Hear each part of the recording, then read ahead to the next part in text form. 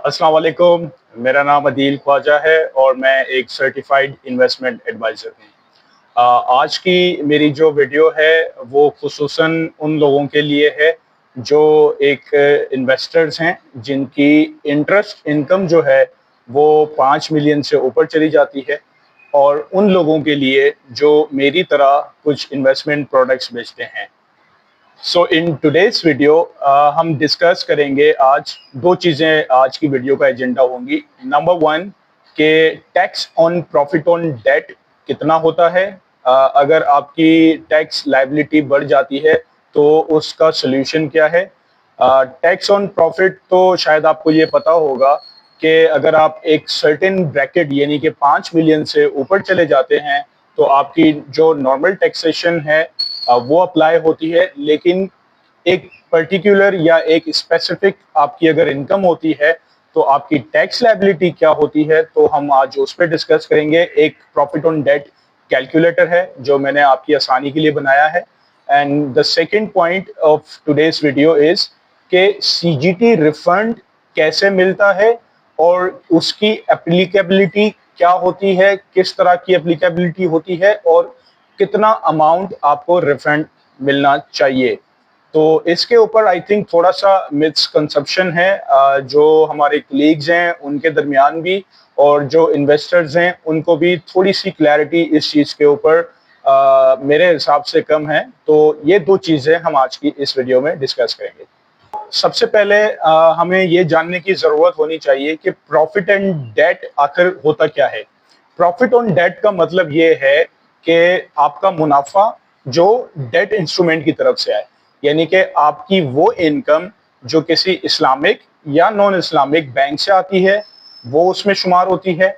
Number two, अगर आपकी किसी नेशनल सेविंग्स के ऊपर जो डिपॉजिट्स हैं उनके ऊपर जो भी इनकम आपकी आती है वो भी उसमें शुमार की जाती है।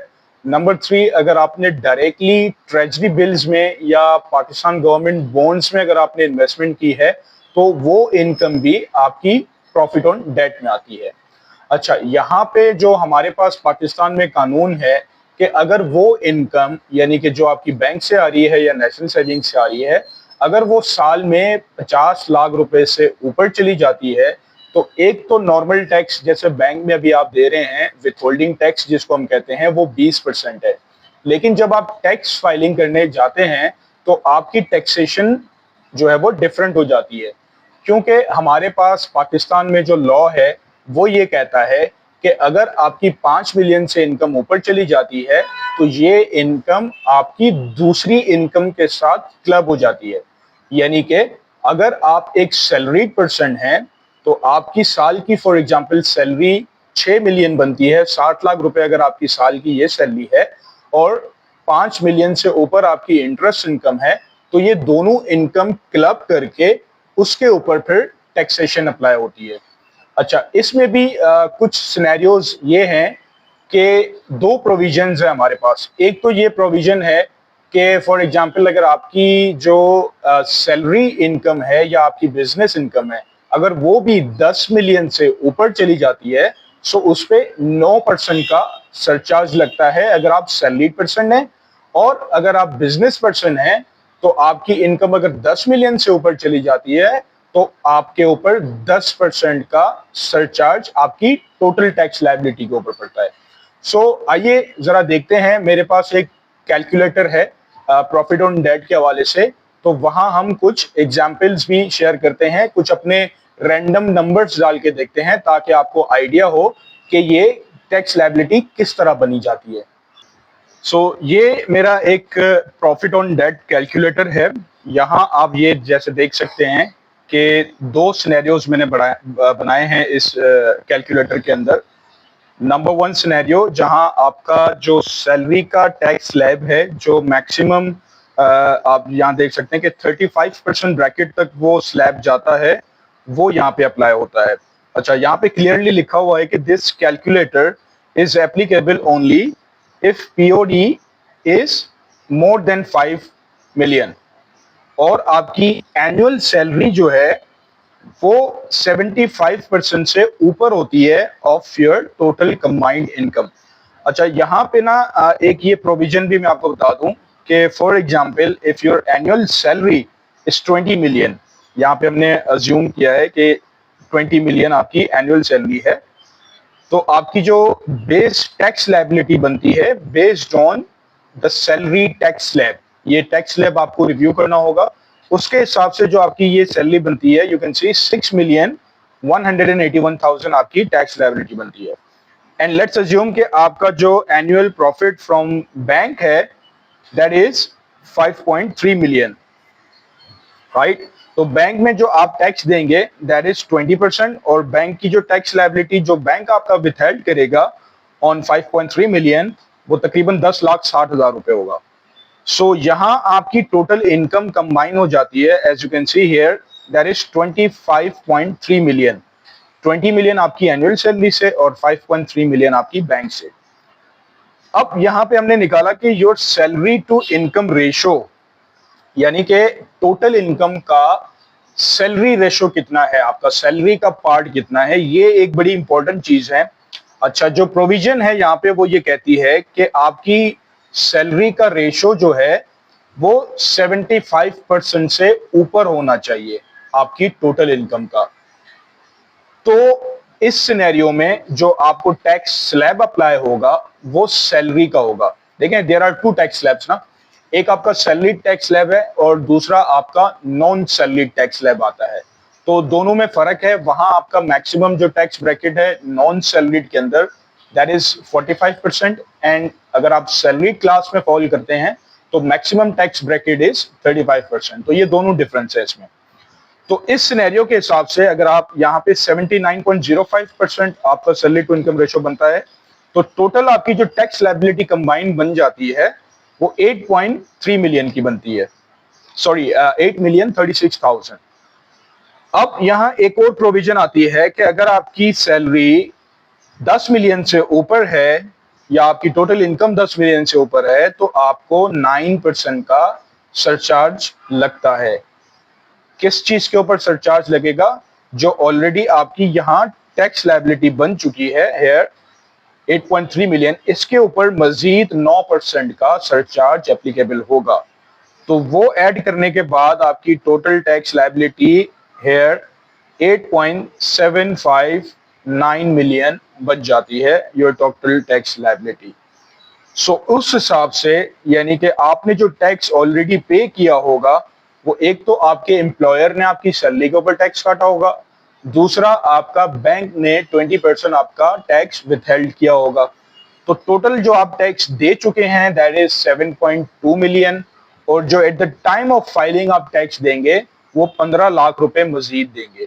सो उस हिसाब से आपका जो इफेक्टिव टैक्स रेट बनता है वो आपका बनेगा 34.62%। तो यहां एक एग्जांपल ले लेते हैं कि फॉर इंस्टेंस अगर आपकी एनुअल इनकम जो है वो 20 मिलियन नहीं है, वो हो जाती है 10 मिलियन। तो उस सिनेरियो में क्या होता है कि ये देखें, आपका जो सैलरी टू इनकम रेशो है वो यहाँ पे है 65.36% हो जाता है। सो कैलकुलेटर आपको ऑलरेडी बताता है कि दिस इज फॉल्स, यानी कि फिर आप इस ब्रैकेट में फॉल नहीं करेंगे, फिर आपको सिनेरियो 2 में जाना पड़ेगा हियर। सो सेकंड सिनेरियो क्या कहता है कि यहां हम डाल के देखते हैं कि अगर आपकी एनुअल सैलरी इज 10 मिलियन तो आपकी base tax liability is 2.6 million, and assuming के प्रॉफिट हम यही अज्यूम कर लेते हैं कि आपका 5.3 मिलियन आपका बैंक का प्रॉफिट है, तो फिर आपकी टैक्स लायबिलिटी क्या बन जाती है? तो अगेन 10,60,000 आप बैंक के अंदर प्रॉफिट देंगे और जो आपकी टोटल इनकम हो जाएगी वो हो जाएगी 15.3 million. So in that scenario आपका salary to income ratio is 65.36%, यानी यहां आप 75% वाले रूल में फॉल नहीं करते। तो आपके ऊपर जो टैक्स स्लैब अप्लाई होगा वो non salary tax slab apply होगा, रिगार्डलेस ऑफ द फैक्ट कि आप सैलरी ड्रॉ कर रहे हैं, आप एक एम्प्लॉय हैं, लेकिन आपकी जो टोटल इनकम का जो सैलरी का रेशो है वो 75 या उससे ऊपर होना चाहिए, तब आप सैलरी स्लैब में फॉल करेंगे। वेयर एज इस सिनेरियो के अंदर आप जो है वो नॉन सैलरी टैक्स स्लैब आपको अप्लाई होगा। तो उसी हिसाब से अच्छा, जब आप नॉन सैलरीड क्लास में फॉल करेंगे तो आपका सरचार्ज जो है 10 मिलियन से ऊपर वाला, वो भी 1% से बढ़ के 10% हो जाता है। तो इस सिनेरियो में आपका जो सरचार्ज मिला के 10% का सरचार्ज मिला के जो आपकी टोटल टैक्स लायबिलिटी बनेगी, दैट इज 6.5 मिलियन।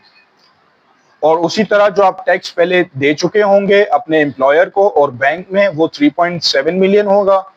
और जो at the time of the tax filing आप टैक्स देंगे वो 2.8 मिलियन होगा। सो उस हिसाब से आपकी जो टोटल टैक्स इफेक्टिव रेट बनता है, that is 42.96%। That is substantial tax rate. अब सिनेरियो क्या है कि हम इस टैक्स लायबिलिटी से बच कैसे सकते हैं। सो तीसरा ऑप्शन है मेरे पास, जिसको मैंने नाम दिया है द सेविंग सिनेरियो हियर। अब यहां हम अज्यूम कर लेते हैं कि आपकी सैलरी अगेन 10 मिलियन है और आपका टैक्स भी उसी हिसाब से बनेगा। प्लस अब जो आपने प्रॉफिट गेन किया है, लेट्स अज्यूम कि वो प्रॉफिट किसी बैंक या नेशनल सेविंग से नहीं है, वो प्रॉफिट आपका म्यूचुअल फंड से आता है। और वो प्रॉफिट हम यही अज्यूम कर लेते हैं कि 5.3 मिलियन है। तो यहां सिनेरियो चेंज हो जाता है। यहां आप जो टैक्स देंगे म्यूचुअल फंड में, चूंकि CGT full and final is 15%, तो फिर आपका टैक्स डिडक्ट होगा 7,95,000 और आपकी टोटल इनकम हो जाती है 15.3 मिलियन की। अब यहाँ एक ये सिनेरियो है म्यूचुअल फंड के अंदर कि अगर आपकी पहले बैंक से अगर कोई इनकम आती है तो आपकी सैलरी या बिजनेस इनकम उस बैंक इनकम से क्लब हो जाती है। बट अगर आपका किसी म्यूचुअल फंड के थ्रू कोई इनकम आती है तो यहाँ पे आपकी कोई भी बिजनेस या सैलरी इनकम हो, वो क्लब नहीं होती। उन दोनों की टैक्सेशन जो है वो सेपरेट होती है। सो उस सिनेरियो में आपकी यहाँ पे जो टोटल टैक्स लायबिलिटी बनेगी, जो आपने ऑलरेडी अपने एम्प्लॉयर को भी दिया होगा और आपका जो म्यूचुअल फंड्स ने आपका टैक्स चार्ज किया होगा, वो टोटल मिला के 3.4 मिलियन की टैक्स लायबिलिटी बनती है। और जो टैक्स इफेक्टिव टैक्स रेट आपका बनता है, that is 22.72%। So it's a huge difference between the scenario two और एंड द सेविंग सिनेरियो। उसमें आप नीचे मैंने एक एग्जांपल भी आप यहां देख सकते हैं कि जो सिनेरियो टू में आपकी टैक्स लायबिलिटी बनती है टोटल, हम निकाल लेते हैं minus your total tax liability in the saving scenario. तो इस सिनेरियो में आप 3 मिलियन की टैक्स सेविंग कर सकते हैं। ये था मेरे पास प्रॉफिट ऑन डेट का कैलकुलेटर। अगर आपको इस कैलकुलेटर का एक्सेस चाहिए या आप खुद से अपनी डिजायर्ड वैल्यूज उसमें डाल के चेक करना चाहते हैं, so you can reach out me through comments. आप मुझे अपना ईमेल एड्रेस शेयर करें इन कमेंट बॉक्स, मैं ये कैलकुलेटर आपसे शेयर करूंगा। So second part of the video is के सीजीटी रिफंड क्या होता है, और अगर आपने पिछले 3 सालों के अंदर स्टॉक मार्केट में डायरेक्ट शेयर्स में अगर लॉस किया है और दूसरी मनी मार्केट फंड्स में अगर आपने प्रॉफिट गेन किया है, तो फिर टैक्स की एप्लीकेबिलिटी क्या होती है, सीजीटी रिफंड कैसे मिलता है, उसके ऊपर बात करेंगे। देखें, एक सिंपल सी एग्जांपल मैं आपको ये दे देता हूं कि हम थोड़ा सा एक्सेल पे भी इसको चेक कर लेंगे। सीजीटी रिफंड आपको उस सिनेरियो में मिलता है कि अगर आपने फॉर एग्जांपल म्यूचुअल फंड्स में इन्वेस्टमेंट की है एक मनी मार्केट फंड्स के अंदर, जहां आप गेन लेते हैं और जब उस गेन को रियलाइज करते हैं तो आपको 15% टैक्स देना पड़ता है।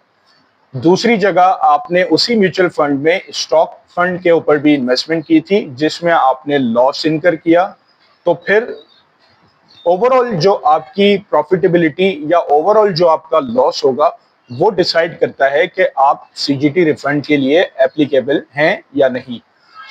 थोड़ी सी एक एग्जांपल सीजीटी के ऊपर भी चेक कर लेते हैं, उसमें आई थिंक आपको ज्यादा क्लैरिटी हो जाएगी। चलें, तो फिर इसी कैलकुलेटर वाली फाइल को यूज करके हम अज्यूम करते हैं। अब फॉर एग्जांपल आपकी जो total, sorry, in not income, it's total investment in mutual funds या कहीं भी डायरेक्ट शेयर्स में रहती है, वो 10 मिलियन है। उसमें से आप एक ब्रेकआउट ये करते हैं कि स्टॉक फंड के अंदर आप रखते हैं 2 मिलियन, एंड जो मनी मार्केट फंड है, इसको शॉर्ट कर लेते हैं MMF, उसमें आप रखते हैं 8 मिलियन। ठीक है। सो लेट्स अज्यूम कि 1 साल के बाद आपको स्टॉक फंड के अंदर जो है वो 5% का लॉस होता है। ठीक है। तो ये तकरीबन 1 लाख रुपए का आप यहाँ लॉस करते हैं, और मनी मार्केट के अंदर जो है वो आप लेट्स अज्यूम के 10% का आप प्रॉफिट गेन कर लेते हैं। ठीक है।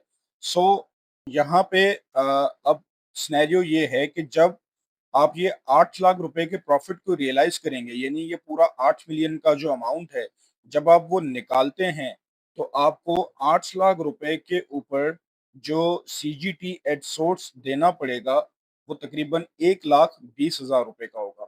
और जब ये 2 मिलियन आप रिडीम करेंगे, तो यहाँ पे फिलहाल आपको कोई टैक्सेशन देना नहीं पड़ेगा, क्योंकि आपने 1 लाख रुपए का लॉस किया है।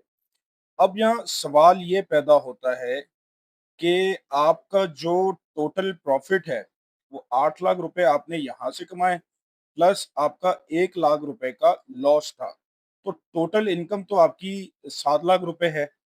तो उस हिसाब से अगर हम 7 लाख रुपए के हिसाब से CGT निकालते हैं, क्योंकि आपने ओवरऑल तो 7 लाख रुपए कमाए ना, 1 लाख रुपए तो आपका लॉस है। तो उस हिसाब से आपका CGT बनता है 1,05,000। वेयर एज आप ऑलरेडी पेड कर चुके हैं यहाँ पे 1,20,000। सो इन दोनों का जो डिफरेंस है, यानी जो टैक्स आप दे चुके हैं और जो टैक्स लायबिलिटी आपकी बनती है, तो इनका अगर हम डिफरेंस निकालते हैं माइनस दिस अमाउंट, सो यहाँ आपका जो CGT रिफंड बनता है, वो बनता है 15,000।